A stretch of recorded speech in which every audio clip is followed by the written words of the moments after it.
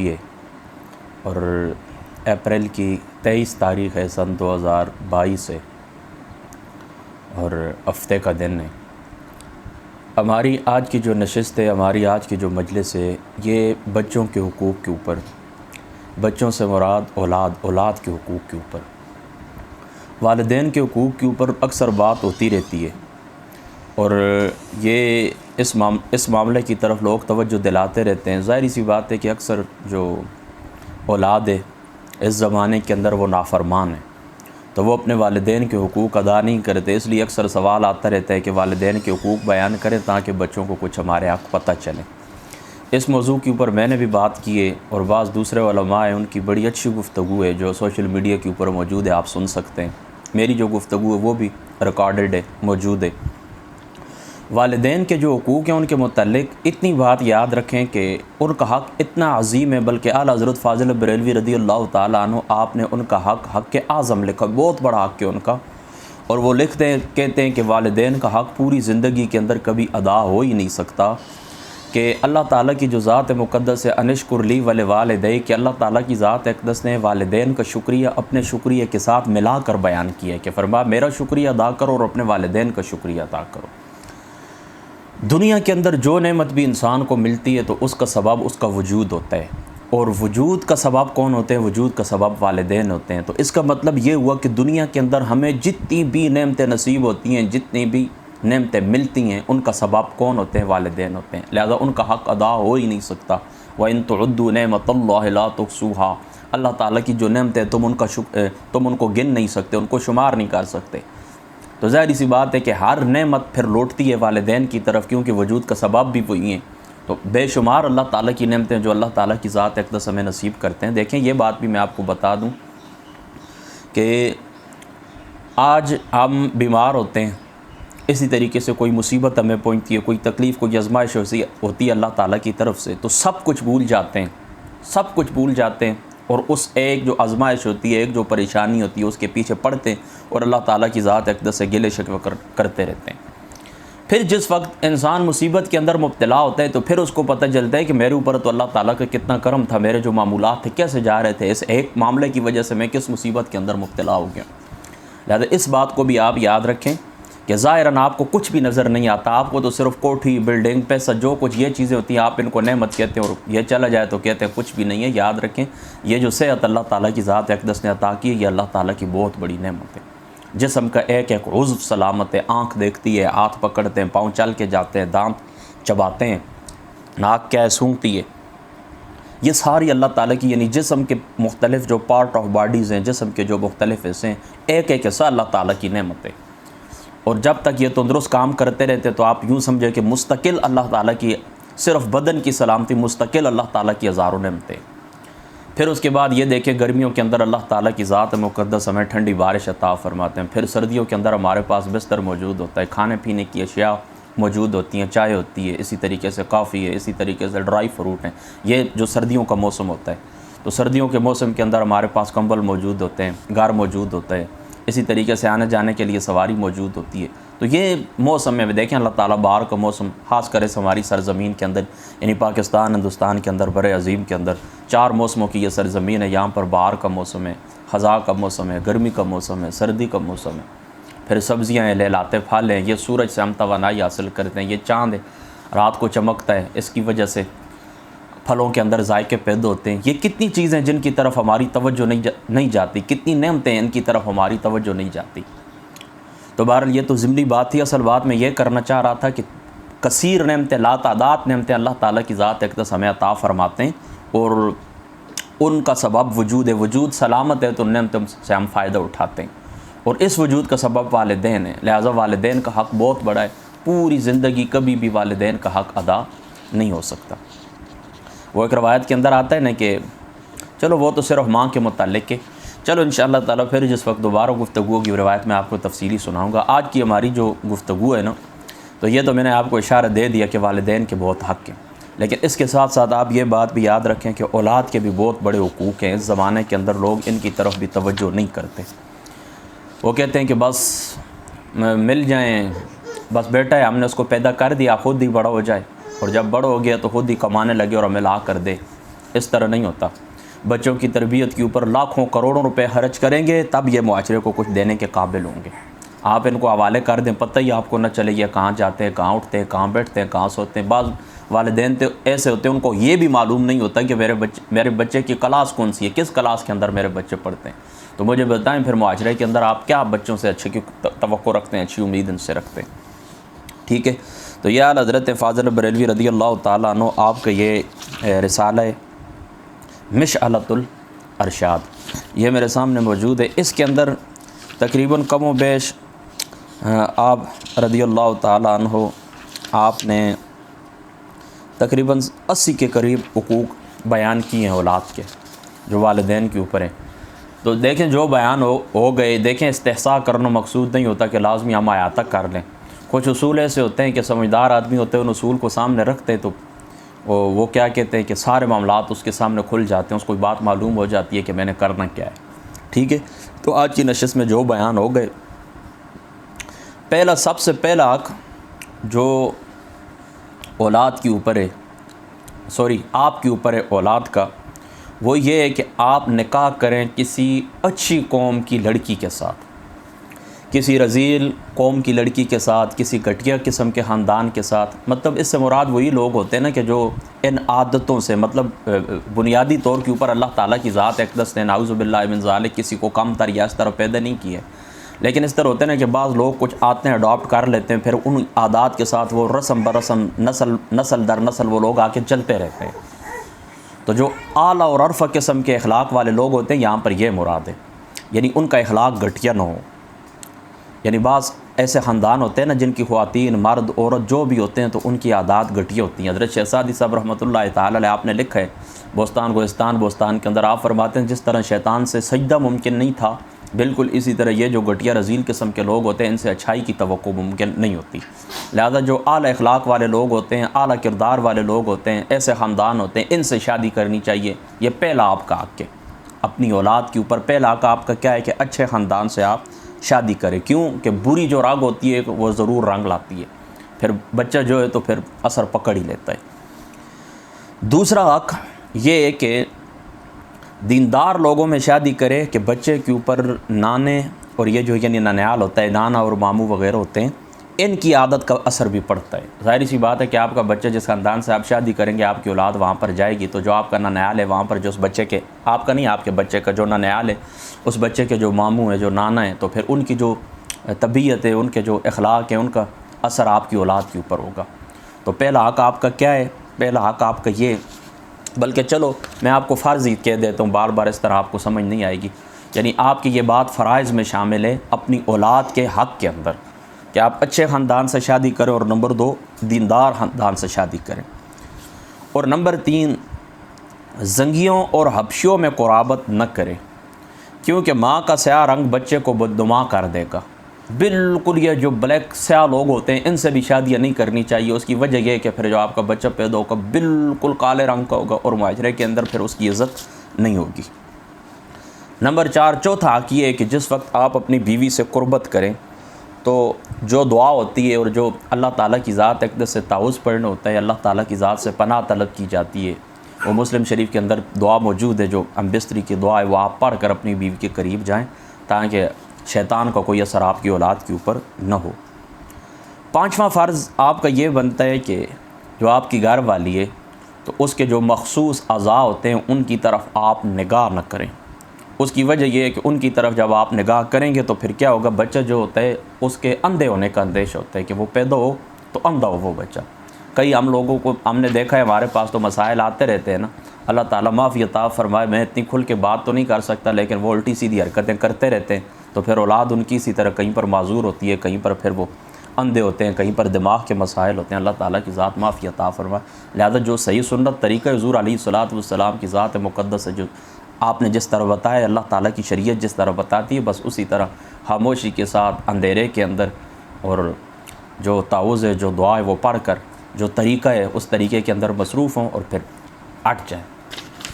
یہ کتنا آپ کے فرض ہو گئے؟ 5۔ زیادہ باتیں نہ کریں، یعنی جس وقت آپ بیوی کے ساتھ مصروف ہوں تو اس کے ساتھ زیادہ گفتگو نہ کریں، بلکہ کرنی ہی نہیں چاہیے، بالکل آپ خاموش رہیں۔ کیوں کہ بچے کے توتلے ہونے کا اندیشہ ہوتا ہے، بچہ پھر توتلا پیدا ہوتا ہے، توتلے ہونے کا خطر ہوتا ہے۔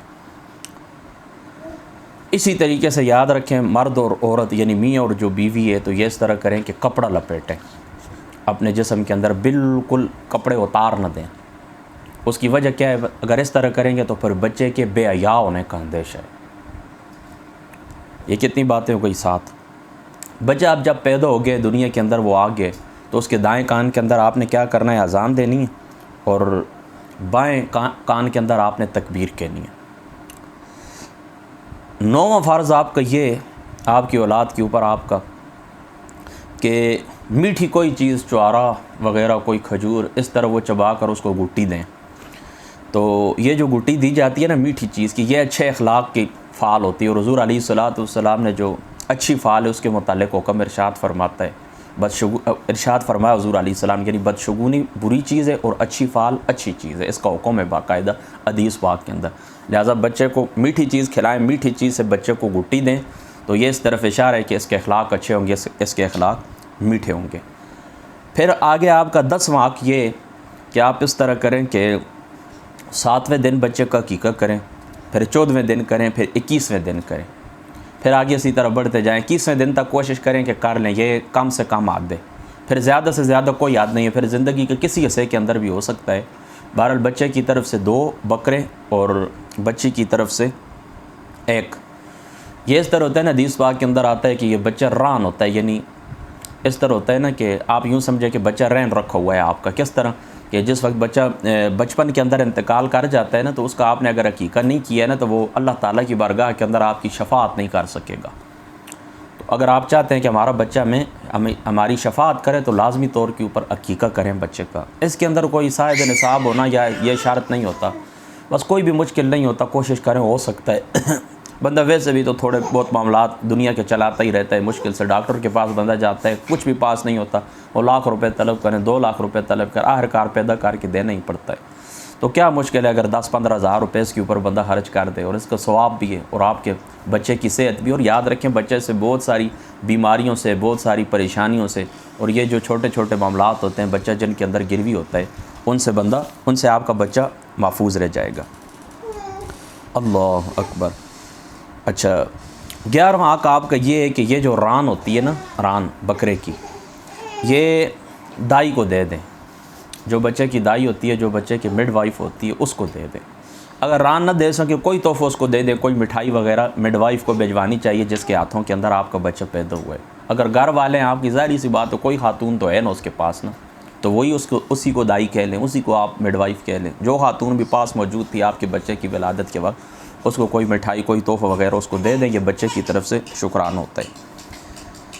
12واں حق آپ کا یہ ہے کہ بچے کے سر سے بال اتروا دیں، اور پھر اس بال کے برابر آپ چاندی تقسیم کریں، یعنی وہ بال ہے ان کا وزن کروائیں، ان کے وزن کے برابر جو چاندی ہو وہ چاندی تقسیم کریں۔ سر کے اوپر زعفران لگائیں، یہ پیلے رنگ کی جو زعفران ہوتی ہے نا، یہ بھی سر کے اوپر لگانی چاہیے۔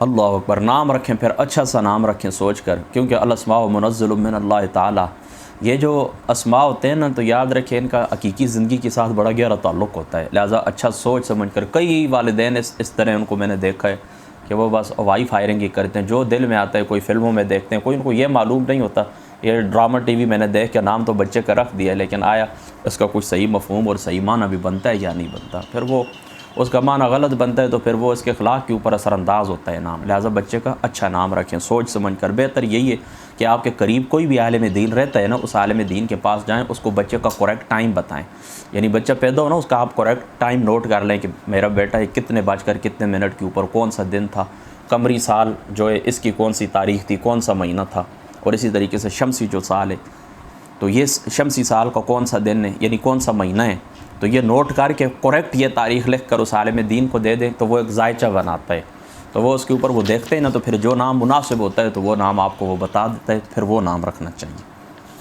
ٹھیک ہو گیا؟ یہاں تک کہ جو کچے بچے ہوتے ہیں گر جاتے ہیں ویسے ہی وقت سے پہلے، ان کا نام بھی رکھنا چاہیے، ان کا نام بھی رکھنا چاہیے، ورنہ وہ بچہ کیا ہوگا کہ اللہ تعالیٰ کی بارگاہ کے اندر شکایت کرے گا آپ کی قیامت والے دن۔ اسی طریقے سے یاد رکھیں برا نام نہ رکھیں. دیکھیں اس کے ضمن کے اندر میں نے یہ بات آپ کو بتا دی ہے کہ برا نام نہیں رکھنا چاہیے. بہتر جو نام ہوتے ہیں وہ عبداللہ ہیں، عبدالرحمن ہیں، احمد ہیں، اسی طریقے سے عامد ہے، اسی طریقے سے عبادت ہے، اسی طریقے سے انبیاء علیہ الصلاۃ والسلام کے نام ہیں، اسی طریقے سے حضور پاک کے صحابہ کے نام ہیں، حضور کے امت کے تابعین کے نام ہیں، اسی طریقے سے اولیاء اللہ ہیں، صالحین ہیں، کاملین ہیں، ان لوگوں کے نام ہیں. ان لوگوں کے نام کے اوپر نام رکھنا چاہیے.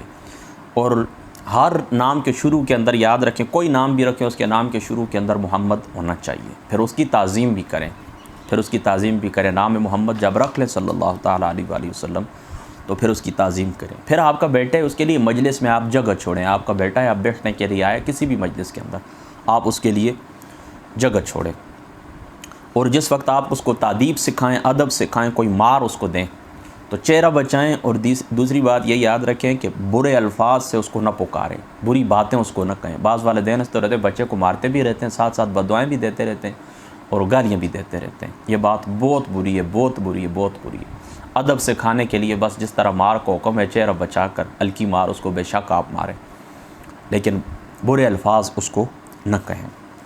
جو بچہ آپ سے مانگے مناسب چیز اس کو آپ نے دینی ہے، مناسب، ٹھیک ہے نا. آپ کی اس میں توفیق بھی ہونی چاہیے. آپ دیکھیں نا، میرا بچہ مجھے کہے کہ بابا مجھے ہیلی کاپٹر لے کر دے دیں، تو ظاہری سی بات اس طرح تو نہیں ہو سکتا نا. لیکن جو مناسب آپ کی رینج کے اندر جو چیز ہوتی ہے، آپ کا بیٹا ہے، آپ سے کوئی سائیکل ہے، کوئی بائی سائیکل ہے، موٹر سائیکل ہے، کوئی بھی چیز ہے اس کی ضرورت ہے، آپ اس کو لے کر دے دیں.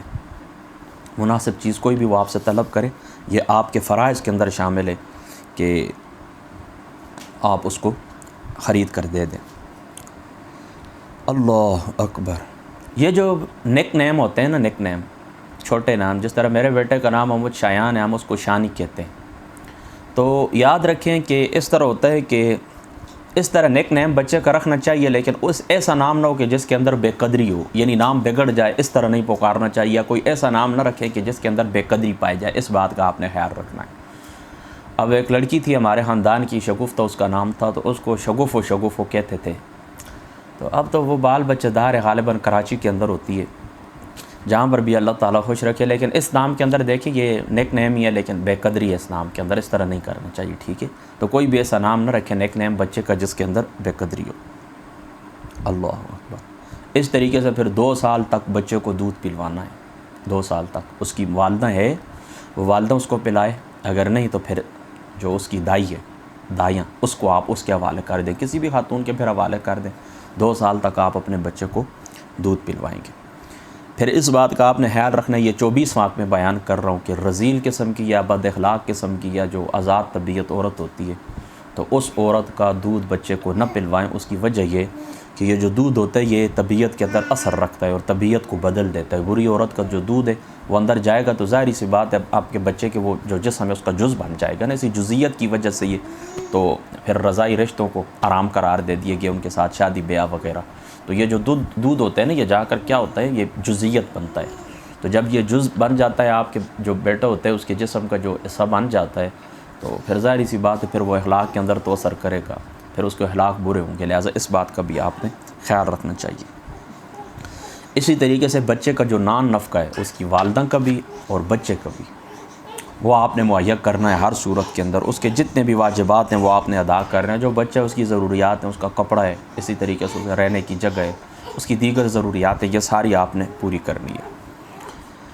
27واں حق آپ کا یہ فرض بنتا ہے کہ بچے کو جو کچھ بھی کھلائیں حلال کمائی سے کھلائیں. وہ رزق پاک ہونا چاہیے، طیب ہونا چاہیے، یعنی کمائی آپ کو جو سورسز ہیں، جو ذرائع کمانے کے، وہ پاک صاف ستھرے ہونے چاہیے. اگر بچوں کو آپ سود کے پیسہ کھلائیں گے یا آرام جو آپ کام کرتے ہیں، اللہ پاک بچائے صاحب کو، 2 نمبری کرتے ہیں، کوئی ملاوٹ کرتے ہیں، کوئی سودی کاروبار کرتے ہیں، کچھ بھی کرتے ہیں، تو وہ اگر آپ بچے کو کھلائیں گے تو آپ نے ایک تو حق ادا نہیں کی ہے. دوسری بات یہ یاد رکھیں، یہی اولاد ہوتی ہے جن کو بندہ اپنا سہارا سمجھتے رہتے ہیں. یہ پھر بڑے ہو کر کس طرح کرتے ہیں کہ یہی بڑے ہو کر آپ کا گریبان پکڑیں گے. اس بات کو آپ نے اچھے طریقے سے یاد رکھنا ہے. اللہ اکبر، اللہ اکبر. اسی طریقے سے اپنے بچوں کے سامنے اکیلے آپ کچھ کھائیں بھی نہیں. یعنی دیکھیں نا، آپ کا بیٹا سامنے بیٹھا ہوا ہے، آپ اس طرح کرتے ہیں کہ اپنے سامنے وہ مرغ، پلاؤ اور گوشت اور سبزیاں وہ سامنے رکھی ہوئی ہیں، مٹھائیاں ہیں، جوس ہیں، پیپسیاں ہیں، آپ کھاتے پیتے ہیں، اس کو کچھ بھی آپ نہیں دیتے. یہ زیادتی ہے. یعنی یہ نہیں اس طرح نہیں کہ آپ اس کو دیتے ہی نہیں ہیں، بالکل یہ بات نہیں ہے، ظاہری سی بات ہے وہ آپ کے گھر کے اندر ہی کھاتا پیتا ہوگا، لیکن جس وقت آپ کھا رہے ہیں تو اس کے سامنے آپ تنہا نہ کھائیں، آپ اس کو ضرور دعوت دیں کہ بیٹا آئے میرے ساتھ کھانے کے اندر شریک ہو جائے، بیٹی آئے میرے ساتھ کھانے کے اندر شریک ہو جائے۔ یہ میں گفتگو بچوں کے متعلق ہی کر رہا ہوں، لیکن بیٹیاں بھی ساتھ شامل، اولاد کے حقوق ہیں، اچھا یہ سارے ہاں اولاد کے سارے بیٹے اور بیٹیاں دونوں شامل ہیں، ٹھیک ہے، یہ بات یاد رکھنا۔ اسی طریقے سے یہ اللہ تعالیٰ کی نعمت ہے، بیٹا بہت بڑی نعمت ہے، بیٹا اور یا بیٹی اللہ تعالیٰ کی نعمت ہے اور اللہ تعالیٰ کی رحمت ہے، تو یاد رکھیں کہ ان کے ساتھ آپ نے مہر اور پیار اور محبت سے آپ نے پیش آنا ہے۔ آقا علیہ الصلوۃ والسلام کی سنت مبارک بھی اپنے بچوں کو چومنا، بچوں کی زبان چوسنا، بچوں کو سواری کرانا۔ حضرت فاطمہ الزہرا رضی اللہ تعالیٰ عنہ علیہ السلام، آپ سے مروی روایت ہے کہ میں نے کئی دفعہ حضور علیہ الصلوۃ والسلام کی ذات مقدسہ کو دیکھا ہے کہ حضور علیہ الصلوۃ والسلام کی جو ذات مقدس ہے، تو آقا علیہ السلام نے دیکھا کہ حسنین کریمین نے ان کی زبان مبارک کو حضور علیہ الصلوۃ والسلام چوس رہے ہیں، لہٰذا بچے کو سینے سے لگائیں، بیٹی ہے بیٹا ہے سینے سے لگائیں، اس کو چومیں گردن، اسی طریقے سے اس کی زبان، اس کے ہونٹ، اسی طریقے سے کندھوں کے اوپر بٹھا لیں، کندھوں کے اوپر سواری کروائیں، یہ بھی آقا علیہ الصلوۃ والسلام کی سنت ہے۔ اسی طریقے سے ان کے ہنسنے کھیلنے کی باتیں کرنا، یعنی دیکھیں اب چھوٹا سا بچہ ہے آپ کے ساتھ، وہ راکٹ سائنس کی باتیں تو نہیں کر سکتا، آپ انجینئر ہیں، آپ سکول ٹیچر ہیں، آپ استاذ ہیں، اسی طریقے سے آپ سائنسدان ہیں، تو آپ کے ساتھ وہ تو باتیں نہیں کر سکتا اس قسم کی کہ بیٹا ابو جی الیکٹران پروٹان اور نیوٹران، اس قسم وہ آپ کے ساتھ تو باتیں نہیں کرے گا، لہٰذا اسی کے ہنسنے کھیلنے کی جو باتیں ہوتی ہیں اسی کی جو ایج کے مطابق ہوتی ہیں، یعنی بچوں کے ساتھ آپ بچے ہی ہو جائیں، نیچے آ جائیں، وہ اپنی سائنس اور اپنی ٹیکنالوجی وہ تھوڑی دیر کے لیے سائڈ کے اوپر رکھ دیں، اور اس کی جو طبیعت کی باتیں، بچہ کس چیز کے اوپر خوش ہوتا ہے، چھوٹے چھوٹے کھلونے آپ اس کو دیں گے وہ اس کے اوپر خوش ہوتا ہے، چھنا آپ اس کے ہاتھ میں پکڑا دیں وہ خوش ہوتا ہے، اسی طریقے سے کوئی چھوٹی موٹی ڈائری ہے، کارٹون ہے آج کل کے زمانے کے اندر، یہ چیزیں تو ان کے مطابق ہنسی کھیل کی باتیں بھی آپ اپنے بچوں سے کریں، کوئی جوک وغیرہ جس کے اندر کوئی بد اخلاقی والی بات نہیں پائی جاتی، یعنی اخلاق سے گری ہوئی کوئی بات کسی جوک کے اندر نہیں پائی جاتی، وہ جوک اپنے بچوں کو سنائیں، وہ ہنسے، وہ کھیلے، اسی طریقے سے اس کی طبیعت کے اندر نشاط پیدا ہوتا ہے۔ اللہ اکبر، یہ بات میں اور بھی آپ کو بتا دوں کہ اس کی رعایت آپ کو ہر وقت کے اندر رکھنی ہے، اس کی رعایت آپ کو ہر وقت کے اندر رکھنی ہے۔ کس طرح ہر وقت سے کیا مراد ہے؟ یعنی یہاں تک کہ اگر آپ نماز کے اندر بھی ہیں نا، نماز کے اندر بھی ہیں تو یہ نہیں کہ اس کو نعوذ باللہ من ذالک آگے پیچھے کر دیں۔ خود حضور نبی پاک صلی اللہ تعالیٰ علیہ وآلہ وسلم حسنین کریمین جس وقت حضرت امام حسین رضی اللہ تعالیٰ عنہ آپ کے کندھے مبارک کے اوپر سوار ہوئے، سنن نسائی کی روایت ہے، تو جب تک وہ اترے نہیں حضور نبی پاک صلی اللہ تعالیٰ علیہ وآلہ وسلم آپ نے سجدے سے سر مبارک کو اوپر نہیں اٹھایا، سجدے سے سر مبارک کو نہیں اٹھایا، تو یہ رعایت آپ نے نماز کے اندر بھی رکھنی ہے۔ اور اسی طریقے سے خطبے کے اندر دیکھیں نا، بیٹھے ہوئے تھے آقا علیہ الصلوۃ والسلام کی جو ذات مبارکہ تھی، تو حسنین کریمین جس وقت کھیلتے کھیلتے آئے تو وہ مسجد پاک کا جو مسجد شریف کا جو فرش تھا تو وہ ناموار تھا، تو وہ گرتے تھے، تو نبی پاک صلی اللہ تعالیٰ علیہ وآلہ وسلم دوران خطبہ آپ گئے اور اپنے بچوں کو اٹھا کے پھر دونوں اپنے گھٹنوں مبارک کے اوپر بٹھا لیا آقا علیہ الصلوۃ والسلام۔ تو خطبے کے اندر، نماز کے اندر بھی بچوں کی ان باتوں کا آپ نے خیال رکھنا ہے، رعایت رکھنی ہے، یہ نہیں کہ گھر کے اندر ہی ان کے ساتھ ہنسی کھیل کرنی ہے، نہیں، ہر صورت ان کی آپ نے رعایت رکھنی ہے۔ یہ جو دو خطبوں کے اندر بیٹھا جاتا ہے نا، ایک خطبہ امام صاحب پڑھتے ہیں نا جمعہ والے دن، تو پھر وقفہ کرتے ہیں، بیٹھتے ہیں تھوڑی دیر کے لیے، پھر دوسرا خطبہ پڑھتے ہیں، تو یہ درمیان کے اندر جو وقفہ ہوتا ہے نا، یہی وقفہ تھا کہ آقا علیہ الصلوۃ والسلام کی ذات اقدس جس وقت آپ نے دیکھا کہ بچے آ رہے ہیں حسنین کریمین رضی اللہ تعالیٰ عنہما علیہ الصلوۃ والسلام، آپ آ رہے ہیں، تو حضور علیہ الصلوۃ والسلام نے پھر اس طرح کیا کہ رک گئے، پھر خطبہ روک دیا اور پھر گئے بچوں کو لے کر آئے، تو یہ وہی سنت ہے اور یہی اس طریقے کو ہم یاد کرتے ہیں، اور اسی طریقے کے مطابق دو خطبوں کے دوران پھر بیٹھا جاتا ہے، خطبہ پڑھ کے پھر بیٹھا جاتا ہے، پھر دوسرا خطبہ پڑھا جاتا ہے۔ یہ خطبوں کے درمیان جو وقفہ ہوتا ہے نا، یہ وہی وقفہ ہے، اچھا اس بات کو آپ نے یاد رکھنا ہے۔ اللہ اکبر، نیا جو میوہ آتا ہے بازار کے اندر، نیا جو پھل آتا ہے بازار کے اندر، وہ گھر اگر لائیں تو سب سے پہلے اپنے بچوں کو دیں، کیونکہ بچے بھی میوہ ہی ہیں اور نئے بھی ہیں، لہٰذا نئے بھی ہیں اور میوہ بھی ہیں، لہٰذا وہ بھی نیا ہے اور میوہ ہے، لہٰذا یہ ان دونوں کی آپس میں مناسبت ہے، ٹھیک ہے۔ تو نیا میوہ نیا پھل جب بازار کے اندر آئیں، آپ گھر لے کر آئیں، تو پہلے آپ کس کا بنتا ہے؟ چھوٹے بچے کو آپ دیں، اپنے بچے کو دیں، اپنی اولاد کو دیں۔ اسی طریقے سے کبھی کبھی اس طرح کرنا چاہیے، روزانہ نہیں، لیکن کبھی کبھی ان کے لیے شیرینی مٹھائیاں لے کر آنی چاہیے ان کے کھانے کے لیے، ٹھیک ہے۔ اسی طریقے سے کھیلنے کی جو چیزیں ہوتی ہیں، کوئی بھی، میں آپ کو پہلے بھی بتا چکا ہوں، کھیلنے کی کوئی بھی چیزیں، یہ چھوٹے چھوٹے کھلونے ملتے ہیں گاڑیوں کی شکل کے اندر، پرندوں کی شکل کے اندر، یہ چھوٹے چھوٹے جو کھلونے ہوتے ہیں، یہ آپ ضرور بچوں کے لیے کبھی کبھی لے کر آئیں، ان کے ساتھ آپ کے بچے کھیلیں۔ اسی طریقے سے بہلانے کے لیے کبھی بچوں سے جھوٹا وعدہ نہیں کرنا چاہیے، بہلانے کے لیے بچوں سے کبھی بھی جھوٹا وعدہ نہیں کرنا چاہیے، وعدہ وہی کریں جو پورا کریں۔ خود مسند احمد کی روایت ہے کہ حضور علیہ الصلوۃ نے خاتون کو دیکھا کہ وہ اپنے بچے کو بلا رہی کہ بیٹا ادھر آئے، میں آپ کو کچھ دیتی ہوں۔ تو پھر آقا علیہ الصلوۃ نے پوچھا آپ نے کیا ارادہ کیا تھا؟ وہ کہنے لگی میں نے کھجوروں کا ارادہ کیا تھا کہ میں اپنے بچے کو کھجور دوں گی۔ تو آقا علیہ الصلوۃ نے فرمایا کہ ہاں بالکل ٹھیک ہے، اگر آپ اس کو ویسے بلاتی تو یہ بات درست نہیں تھی، لہٰذا بچے کے ساتھ کوئی بھی وعدہ کریں پھر آپ وہی وعدہ کریں جس کو آپ پورا کر سکیں۔ اسی طریقے سے اپنے بچے کو، اگر آپ کی چند اولادیں ہیں، آپ کا بیٹا ہے، آپ کی بیٹی ہے، چند بچے ہیں آپ کے، تو ان کو آپ جس وقت کچھ دینا چاہتے ہیں تو پھر سب کو برابر برابر تقسیم کریں، یہ نہیں کہ ایک کو زیادہ اور دوسرے کو کم، اس طرح نہیں۔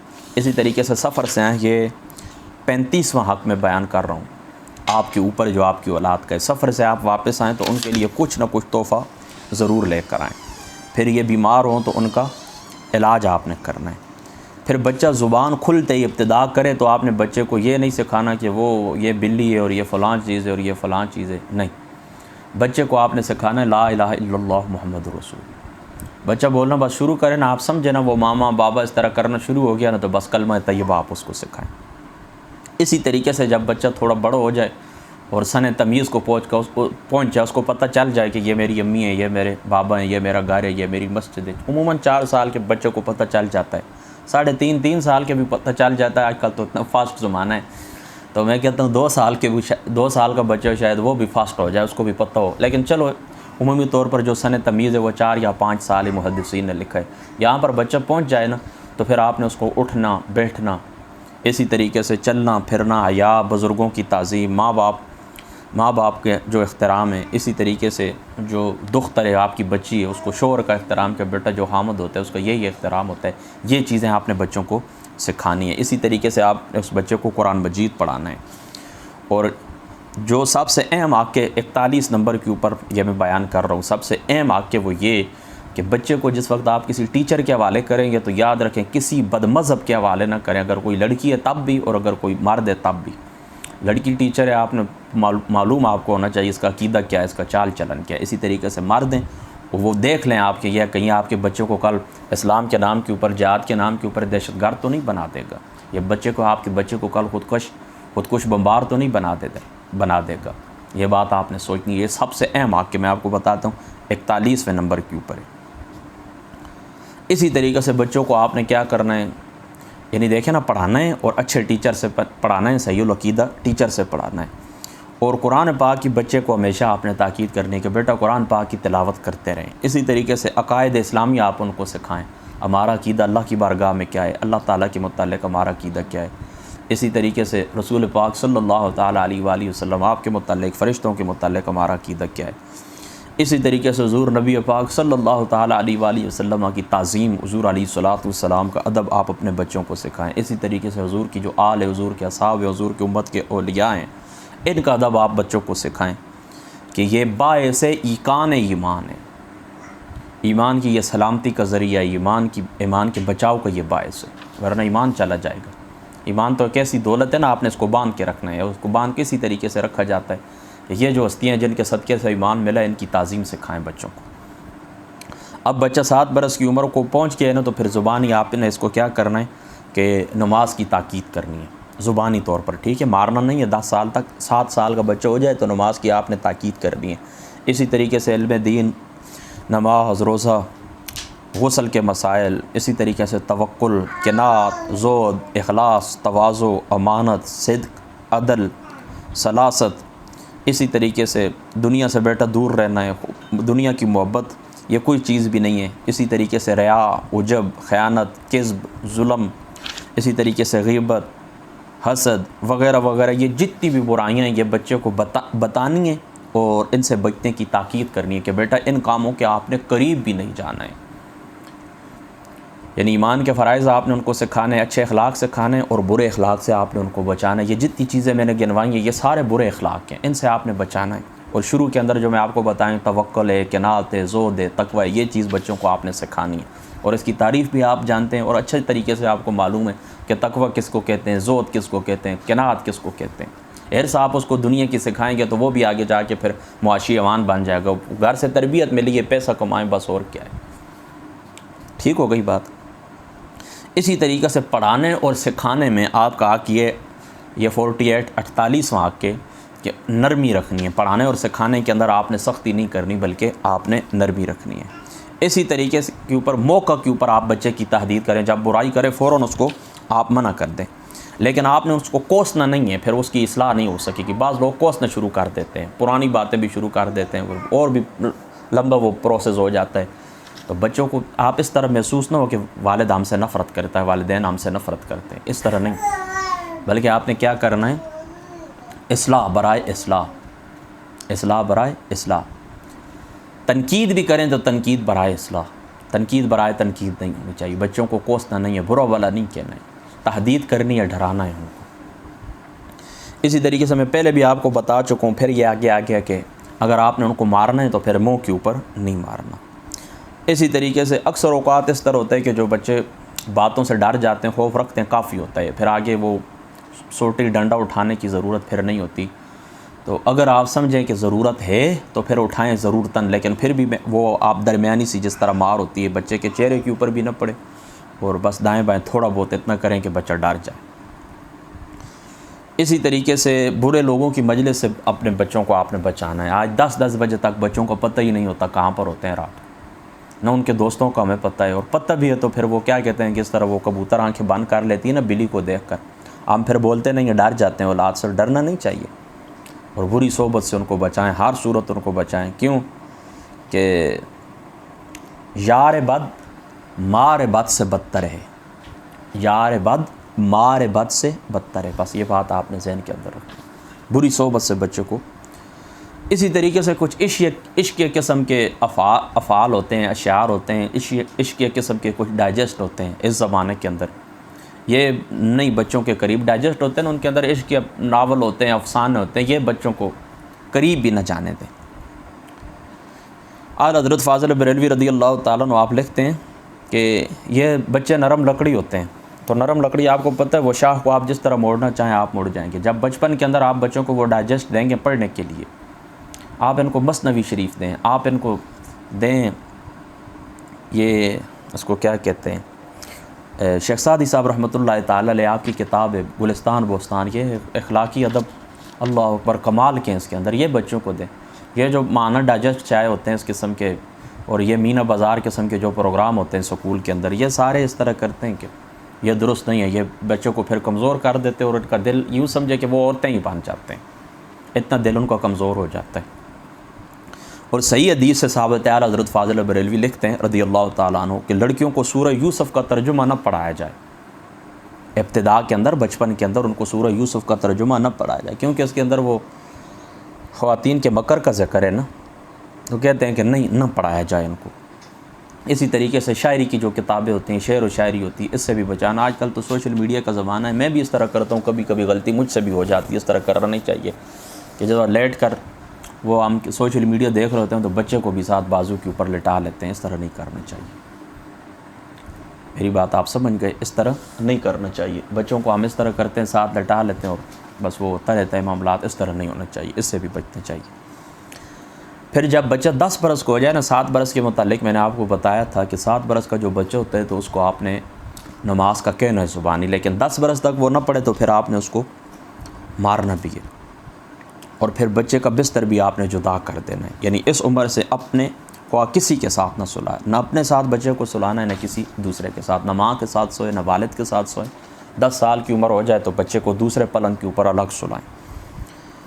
اب جب یہ جوان ہو جائے، بالغ ہو جائے، تو یہ مشکات شریف کی روایت ہے کہ پھر اس کی آپ شادی کر دیں، اور شادی کے اندر آپ نے وہی بات خیال رکھنی ہے جس طرح خود ابتداء کے اندر آپ کا یہ حق تھا اولاد کے لیے کہ اچھے خاندان سے شادی کریں، اب بچے کی شادی بھی پھر اچھے خاندان سے کر لیں۔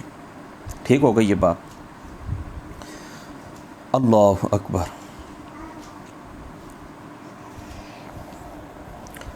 کبھی کبھی اس طرح ہوتا ہے نا کہ بچوں کو کوئی حکم دینے کا دل کرتا ہے لیکن نافرمانی کا خوف ہوتا ہے کہ یہ بچہ نافرمانی کرے گا، تو امر کے صیغے سے نہیں کہنا چاہیے کہ بیٹا تو یہ کام کر، یہ نہیں کہنا چاہیے، کیونکہ بے ادبی کا احتمال ہے تو بچے کو گناہ گار ہی کرنا ہے۔ تو بہتر یہ ہے کہ آپ اس کو کسی اور صیغے سے، مطلب امر کا صیغہ نہ ویسے ہی آپ کہہ دیں کہ بیٹا یہ کام اچھا تھا اگر تم کر لیتے، اس طرح لوگ کامیاب ہوئے اس راستے کے اوپر چل کر، بس اس طرح کہتے ہیں، ٹھیک ہے۔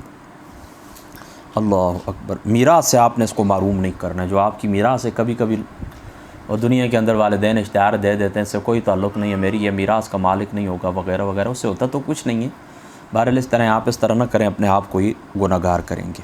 اسی طریقے سے پھر حضور نبی پاک صلی اللہ تعالیٰ علیہ وآلہ وسلم آپ نے فرمایا تھا نا کہ تہائی، یعنی میت کا جو کل ترکہ ہوتا ہے نا اس میں تہائی میں وصیت کرنی چاہیے، اور 2 جو مال ہوتا ہے یہ بچوں کے لیے چھوڑ کے جانا چاہیے۔ اس طرح نہیں کہ آپ کے مرنے کا وقت آئے گا سب کچھ صدقہ کر دیں، پیچھے بچہ کیا کرے گا، بیوی آپ کی کیا کرے گی۔ آقا علیہ الصلوۃ والسلام کو بھی فرمانا ہے کہ آپ ان کو مالدار چھوڑ کر جائیں، یہ اس سے بہتر ہے کہ یہ لوگوں کے دروازے کے اوپر جا کر ٹکرے ماریں اور ان کو آپ محتاج چھوڑ کر جائیں، او کما قال علیہ الصلوۃ والسلام۔ یہ حدیث پاک کا مفہوم ہے بخاری شریف کا۔